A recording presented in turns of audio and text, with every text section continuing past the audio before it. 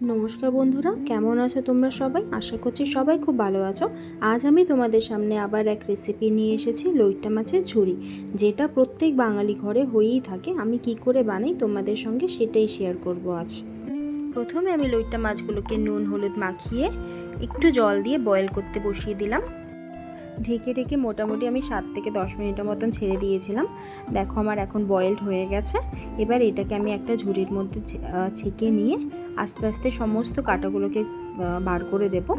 তারপরে আমি একটা প্লেটে নিয়ে নিয়েছি কুচানো পেঁয়াজ, কিছুটা রসুন কোয়া নিয়েছি, আর সরু সরু করে আলু কেটে রেখেছিলাম, আর কাঁচা লঙ্কা ছিঁড়ে রেখেছি। তারপর কড়াইয়ের মধ্যে তেলটা গরম হয়ে যাওয়াতে আমি দিয়ে দিলাম এর মধ্যে কুচানো পেঁয়াজগুলো। তারপর আমি এর মধ্যে দিয়ে দিচ্ছি কাঁচা লঙ্কা ছিঁড়ে কেটে রাখা মতন।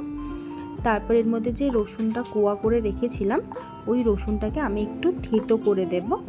আর তোমরা চাইলে ঘষেও দিতে পারো, বাট থেতো করে দিলেও ওটা পালসগুলো মুখে পড়লে ভালো লাগে। তারপর টমেটো আলুটা দিয়ে দিলাম, দিয়ে এটাকে ভালো করে নাড়াচাড়া করে ভাজা ভাজা হয়ে যাবে। দেখো ভাজা ভাজা হয়ে যাওয়ার পরে এর মধ্যে দিয়ে দিচ্ছি আমি একটু স্বাদ মতো নুন, হলুদ, একটু দেব সামান্য জিরে গুঁড়ো, আর দেব একটু লঙ্কার গুঁড়ো, দিয়ে এটাকে ভালোভাবে একটু কষিয়ে নেব।